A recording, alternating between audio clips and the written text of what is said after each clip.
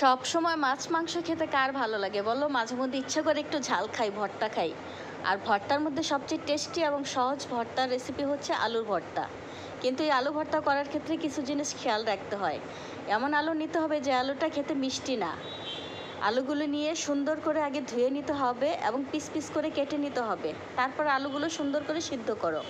সিদ্ধ হয়ে গেলে শুকনো মরিচ দিয়ে করতে চাইলে শুকনো মরিচটা সুন্দর করে কড়কড়া করে ভেজে নাও।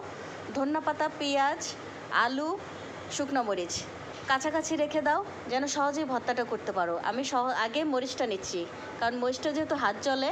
আর পেঁয়াজটাও কাছাকাছি রেখেছি, পেঁয়াজটা যেন কুচি কুচি করে হয়, বড় বড় থাকলে ভাল লাগবে না। সাথে লবণ সামনে নিয়ে নিলাম। মরিচটা যত কড়কড়া করে ভাজা হবে, তুমি যখন মরিচটা ডলবা তখন মরিচটা তাড়াতাড়ি গুঁড়া হয়ে যাবে। এবার সাথে পেঁয়াজ দিয়ে নিয়ে নিলাম, স্বাদ মতো লবণ দিয়ে নিলাম। এবার তিনটাকে ভালো করে মিক্স করে নেই।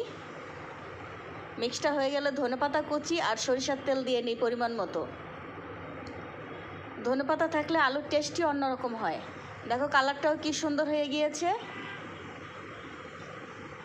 এবার এগুলোর সাথে যে আলুটা আমি সিদ্ধ করে নিয়েছিলাম সেটা ভর্তা করে নিয়েছি, কোনো দানা দানা যেন না থাকে। দেখো একদম মিশে গেছে, না কিন্তু ভাল লাগবে না। পেঁয়াজ মরিচটার সাথে আলু ভর্তাটা মিক্স করে নিছি। খুব ভালো করে মিক্স করতে হবে।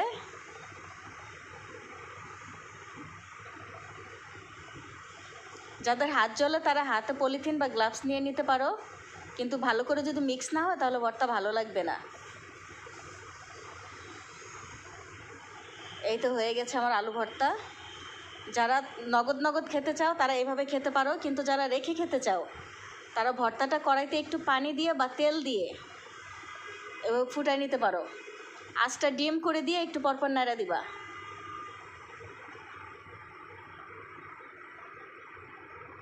এরকম 5 মিনিট করলেই দেখবা একটু পরে ভর্তাটা আঠা আঠা হয়ে যাবে, অনেকটা ঘন হয়ে আসবে হালুয়ার মতো। তখন মনে করবা ভর্তাটা হয়ে গেছে। এটা রেখে খাওয়া যাবে, 2 দিন রাখলেও এটা নষ্ট হবে না, কিন্তু ঠান্ডা হয়ে যেন। ঠান্ডা হওয়ার পরে একটা বাটিতে রেখে সংরক্ষণ করে খেতে পারো, এটা ফ্লেভারটাও মজার।